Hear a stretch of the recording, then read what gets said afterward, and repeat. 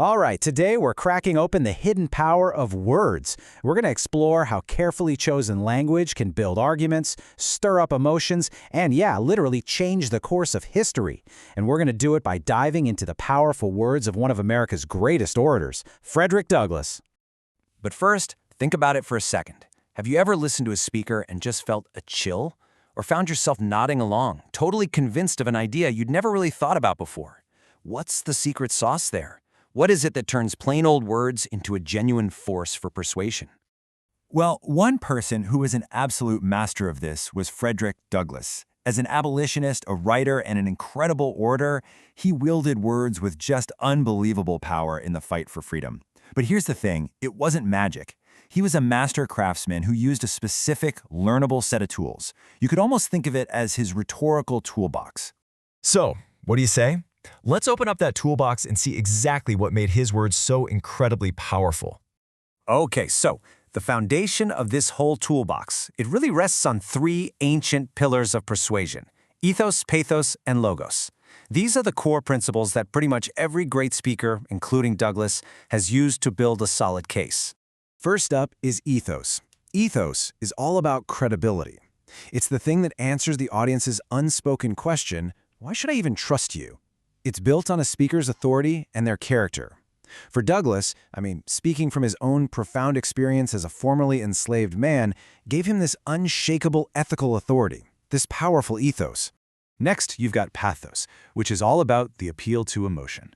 You see, when Douglass described the brutal realities of slavery, the whippings, families being torn apart, he wasn't just listing off facts. He was using pathos. He was forcing his audience to feel the injustice, creating this powerful personal bond that logic by itself just couldn't build. And that brings us to the third pillar, logos, the appeal to logic. Douglass was a master at this. He would point out the glaring hypocrisy in the Declaration of Independence, a document that promised liberty while the country upheld slavery. He used America's own founding principles as logical evidence against itself. He convinced the minds of his listeners to back up what their hearts were already starting to feel. So ethos, pathos, and logos, they form the foundation. But a master craftsman needs more specialized tools, right? So let's look at the stylistic devices that add that sharpness, that impact, and that rhythm to a message. Okay, check this out. One of Douglass's favorite tools was antithesis. This is a super powerful technique where you place two opposing ideas right next to each other in a balanced sentence. That contrast creates this memorable tension that makes the core message just pop. It's impossible to ignore. Here's a classic example you've probably heard. You see speech versus silence and silver versus gold. It's a perfect contrast. Douglass used this exact same structure to create these powerful clashes, like contrasting the Jubilee of white Americans with the mourning of the enslaved on the 4th of July. That balanced structure makes the comparison so sharp and unforgettable.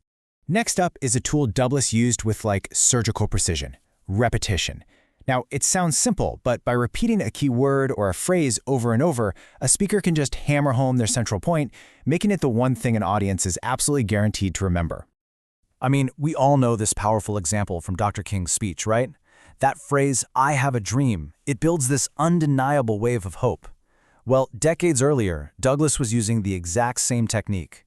In his famous speech, "What to the Slave is the 4th of July," he repeatedly used the word your national independence, your political freedom, to drive this wedge between his white audience and the enslaved people for whom the celebration was just a total mockery. Great orators like Douglass, they don't just state facts, they paint pictures with their words. They use powerful imagery to make you see the horrors of a slave ship, or they use personification to describe the arm of justice being crushed.